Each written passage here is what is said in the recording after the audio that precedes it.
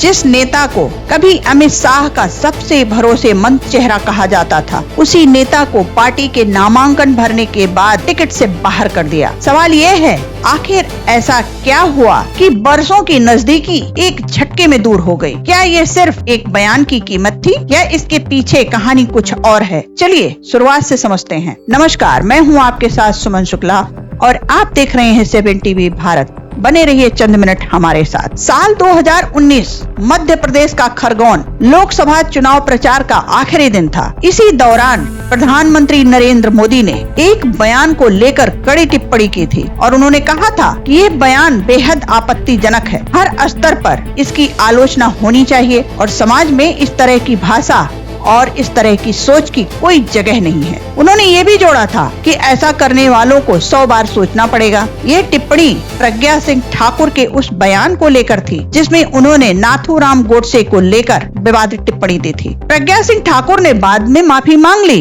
लेकिन पीएम मोदी ने कहा था कि वो इसे मन से माफ नहीं कर पाएंगे और आखिरकार इसका असर हुआ और असर ये हुआ कि 2024 में प्रज्ञा सिंह ठाकुर का टिकट काट दिया गया। तो यहाँ पर एक और दिलचस्प बात है कि प्रज्ञा ठाकुर का जो बयान था उसमें उन्होंने कहा था कि महात्मा गांधी की हत्या करने वाला नाथूराम गोडसे देशभक्त था और रहेगा। ये बात और यह बयान इतना विवादित इसलिए बना क्योंकि यह सीधे राष्ट्रपिता महात्मा गांधी की हत्या को महिमा मंडित करता दिख रहा था। पार्टी नेतृत्व ने इससे तुरंत दूरी बना ली और खुद पीएम मोदी ने सार्वजनिक तौर पर इसकी कड़ी आलोचना की। हालांकि विपक्ष और कुछ आलोचकों ने उस वक्त सवाल खड़े किए। विपक्ष ने ये मुद्दा उठाया भी। पार्टी अगर वाकई ऐसी विचारधारा से इतनी सहज थी तो फिर प्रज्ञा ठाकुर को टिकट देने का फैसला शुरुआत में लिया ही क्यों गया था? पार्टी की तरफ से इस पर औपचारिक सफाई नहीं दी गई, लेकिन कार्यवाही साफ थी। बयान की सार्वजनिक निंदा और आखिरकार टिकट का कटना। तो क्या पीएम की एक नाराजगी किसी नेता का पूरा राजनीतिक भविष्य तय कर सकती है? और नरोत्तम मिश्रा के मामले में यही पैटर्न दोहराता दिखता है। तो अब बात करते हैं 2023 की। दिल्ली में बीजेपी की राष्ट्रीय कार्यकारिणी बैठक का आखिरी दिन था। प्रधानमंत्री ने वहां कहा था कि किसी भी कार्यकर्ता को फिल्मों या फिल्मी कलाकारों पर बेवजह टिप्पणी करने की इजाजत नहीं है। नाम किसी का नहीं लिया गया, लेकिन समझदार को इशारा काफी और इशारा समझने वाले समझ भी गए। इसके बाद नरोत्तम मिश्रा ने खुद आगे आकर कहा था कि वे इस बात को अपने ऊपर लेते हैं और आगे से शिकायत नहीं मिलेगी। लेकिन मिश्रा ने पीएम के इस बयान को सहर्ष स्वीकार भी किया था, लेकिन जो बात उस दिन इशारों में कही गई थी उसका नतीजा करीब 2 साल बाद 10 जुलाई की शाम को सामने आया, जब दतिया सीट से नरोत्तम मिश्रा की उम्मीदवारी वापस ले ली गई। खास बात ये रही कि ये फैसला तब आया जब मिश्रा नामांकन का पर्चा भर चुके थे, प्रचार शुरू हो चुका था और दतिया में उनके बैनर पोस्टर तक लग चुके थे। उनके बेटे भी पिता को दोबारा गृह मंत्री बनाने की बात करने लगे थे। अमित शाह के करीबी माने जाने वाले नरोत्तम मिश्रा भोपाल होते हुए दिल्ली तक पहुँचे, लेकिन अमित शाह तो दूर, बीजेपी के किसी बड़े नेता ने भी उनसे हाथ मिलाना उचित नहीं समझा। नरोत्तम मिश्रा की जगह पार्टी ने दतिया सीट से आशुतोष तिवारी को उम्मीदवार बना दिया। सोचिए, नामांकन भर चुके नेता का टिकट आखिरी वक्त पर काटना, क्या यह सिर्फ एक संयोग था या पार्टी के अंदर पहले से कुछ और पक चुका था? टिकट कटने की खबर आते ही दतिया में माहौल गर्मा गया। नाराज समर्थक सड़कों पर उतर आए। ग्वालियर झांसी हाईवे और NH-44 पर टायर जलाकर घंटों चक्का जाम किया गया, जिससे दोनों तरफ वाहनों की लंबी कतारें लग गई। स्थिति को संभालने उतरी पुलिस पर पथराव भी हुआ। जवाब में आंसू गैस के गोले छोड़े गए और बल प्रयोग करना पड़ा। इस झड़प में एसपी समेत करीब 8 पुलिसकर्मी घायल हुए। नाराजगी इतनी बढ़ी कि भाजपा जिला अध्यक्ष समेत कई पार्टी पदाधिकारियों और पार्षदों ने इस्तीफा तक दे दिया। हालत बिगड़ते देख खुद नरोत्तम मिश्रा सामने आए और कार्यकर्ताओं से संयम बरतने की अपील की।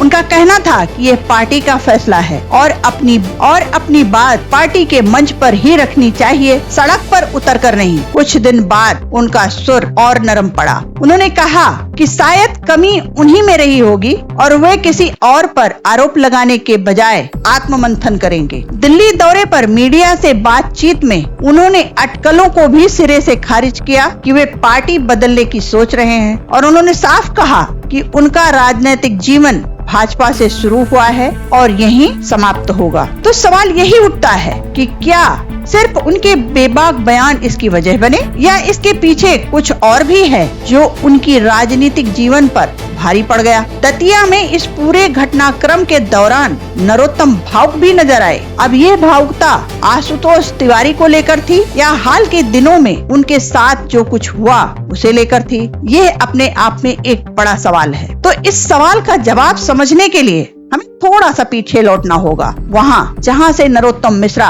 और अमित शाह की नजदीकी की कहानी शुरू होती है। तो नरोत्तम मिश्रा और अमित शाह के रिश्ते की शुरुआत उस दौर में हुई थी जब अमित शाह कानूनी मामलों को लेकर अदालतों के चक्कर लगा रहे थे। उन दिनों वे पीताम्बरा माई के दर्शन के लिए अक्सर दतिया जाया करते थे और इसी दौरान वे नरोत्तम मिश्रा के संपर्क में आए। मिश्रा ने उस समय अमित शाह की मेहमान नवाजी में कोई कमी नहीं छोड़ी। जैसे जैसे अमित शाह केंद्रीय राजनीति में मजबूत होते गए वैसे वैसे मध्य प्रदेश में नरोत्तम मिश्रा का कद भी बढ़ता गया। शिवराज सिंह चौहान सरकार में नरोत्तम मंत्री रहे। इसका बड़ा फायदा उन्हें 2020 में मिला जब ज्योतिरादित्य सिंधिया अपने समर्थक विधायकों के साथ कांग्रेस छोड़कर बीजेपी में शामिल हो गए। इसके चलते कमलनाथ सरकार गिर गई और शिवराज सिंह चौहान दोबारा मुख्यमंत्री बने। उसी सरकार में नरोत्तम मिश्रा को गृह मंत्री बनाया गया, यानी वे नंबर 2 की हैसियत में आ गए। शिवराज जैसे मजबूत नेता के मुख्यमंत्री रहते हुए भी गृह विभाग जैसा अहम मंत्रालय नरोत्तम को सौंपा जाना अमित शाह से उनकी नजदीकी साफ दिखाता था। उनका कद इतना बढ़ गया कि 2023 में उनका कद इतना बढ़ गया था कि 2023 में तो कई लोग उन्हें मध्य प्रदेश में मुख्यमंत्री पद का संभावित चेहरा तक बताने लगे थे। अगस्त 2023 में ग्वालियर में बीजेपी की प्रदेश कार्यकारिणी बैठक हुई जिसमें अमित शाह खुद पहुंचे थे। बैठक खत्म होने के बाद चर्चा सिर्फ नरोत्तम मिश्रा की ही रही, क्योंकि उस दिन ज्योतिरादित्य सिंधिया से लेकर शिवराज सिंह चौहान तक सभी नेता कतार में खड़े थे। लेकिन अमित शाह जिसके पास सबसे ज्यादा देर रुके और कंधे पर हाथ रखकर बात की वो नरोत्तम मिश्रा ही थे। यही वो पल था जब लोगों ने मान लिया कि नरोत्तम मिश्रा मध्य प्रदेश बीजेपी में अगली बड़ी भूमिका के लिए तैयार हैं। और सवाल ये है कि राजनीति में करीबी का ये भरोसा आखिर कितने दिन टिकता है। अमित शाह के इस साथ के बावजूद कुछ ही महीनों में तस्वीर पूरी तरह पलट गई। लेकिन कुछ ही महीने बाद 2023 के आखिर में जब मध्य प्रदेश विधानसभा चुनाव के नतीजे आए तो साफ हो गया कि ये बीजेपी के लिए एक बड़ी लहर वाला चुनाव था। इसके बावजूद दतिया में मजबूत छवि रखने वाले नरोत्तम मिश्रा चुनाव हार गए। हार तो पुष्कर सिंह धामी की भी हुई थी, वे भी मुख्यमंत्री रहते हुए खटीमा सीट से चुनाव हार गए थे। लेकिन पार्टी हाईकमान ने उन्हें दोबारा उत्तराखंड का मुख्यमंत्री बना दिया। इसी तरह डिप्टी सीएम रहते हुए केशव प्रसाद मौर्य भी यूपी में सिराथू सीट से हार गए थे, फिर भी उन्हें दोबारा उप मुख्यमंत्री बनाया गया। तो फिर धामी और मौर्य को दूसरा मौका मिला तो नरोत्तम मिश्रा को क्यों नहीं ये मौका मिला? क्या पार्टी में सबके लिए एक जैसा नियम लागू नहीं होता? ये तो खैर नरोत्तम मिश्रा और पार्टी जाने। लेकिन नरोत्तम मिश्रा के मामले में ऐसा नहीं हुआ और कहने वाले कहते हैं कि आधा दर्जन से ज्यादा अंगूठियां धारण करने वाले नरोत्तम मिश्रा की किस्मत भी चुनाव हारने के बाद से लगातार छोड़ती चली गई। लोकसभा और राज्यसभा चुनाव के मौके आए लेकिन पार्टी ने उन्हें इसके लायक नहीं समझा। चुनाव हारने के बाद से उनकी स्थिति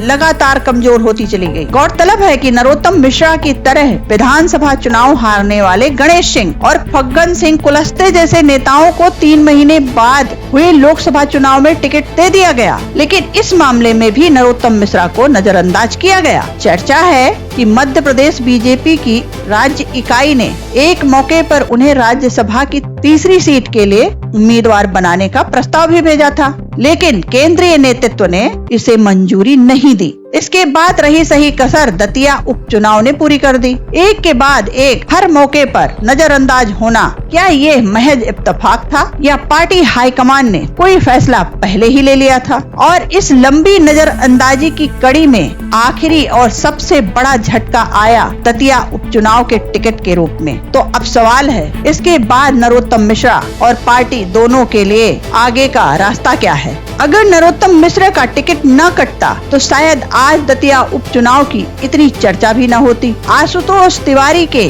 नामांकन के मंच पर ही नरोत्तम का दर्द छलक गया था। कहा जा रहा है कि मुख्यमंत्री मोहन यादव ने उन्हें ऐसी स्थिति में डाल दिया है जहां अगर आशुतोष तिवारी जीतते हैं तो श्रेय मोहन यादव को मिलेगा और अगर हारते हैं तो जिम्मेदारी नरोत्तम मिश्रा पर आएगी। कांग्रेस ने आशुतोष तिवारी के मुकाबले घनश्याम सिंह को अपना उम्मीदवार बनाया है, जो 2 बार विधायक रह चुके हैं, एक बार दतिया से और एक बार सेवड़ा से। उनका ताल्लुक राज परिवार से बताया जाता है। दतिया सीट पर मतदान 30 जुलाई को होना है। इधर पार्टी के अंदर मचे बवाल को थामना भी उतना ही जरूरी था जितना कांग्रेस से मुकाबला। पार्टी के भीतर उठा पटक को शांत करने के लिए मुख्यमंत्री मोहन यादव, प्रदेश अध्यक्ष हेमंत खंडेलवाल और संगठन महासचिव अजय जामवाल ने भोपाल में खुद नरोत्तम मिश्रा से मुलाकात की। इसके बाद वरिष्ठ नेताओं को दतिया भेजा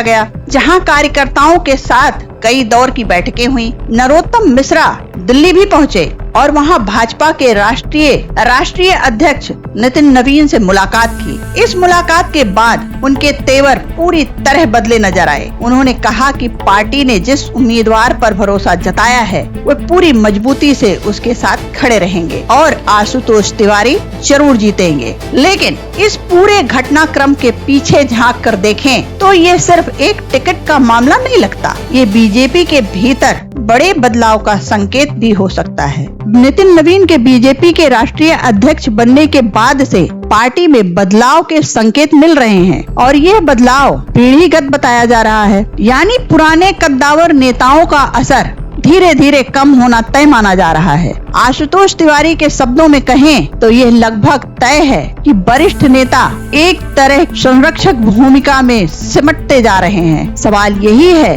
कि क्या ये मार्गदर्शक मंडल का एक नया दौर शुरू होने जा रहा है और इस कतार में अगला नंबर किसका होगा? तो दतिया की यह कहानी सिर्फ एक टिकट कटने की कहानी नहीं है, ये इस बात की मिसाल है कि राजनीति में करीबी रिश्ते भी कितने अस्थायी हो सकते हैं। आपकी नजर में नरोत्तम मिश्रा के सियासी सफर का मोड़ किसकी वजह से आया? मुख्यमंत्री मोहन यादव की रणनीति, बदलते नेतृत्व की सोच या फिर खुद उनके अपने बयान? कमेंट में जरूर बताइएगा और ऐसी ही गहरी राजनीतिक पड़ताल के लिए बने रहिए 7 टीवी भारत पर। मैं हूँ आपके साथ सुमन शुक्ला। नमस्कार।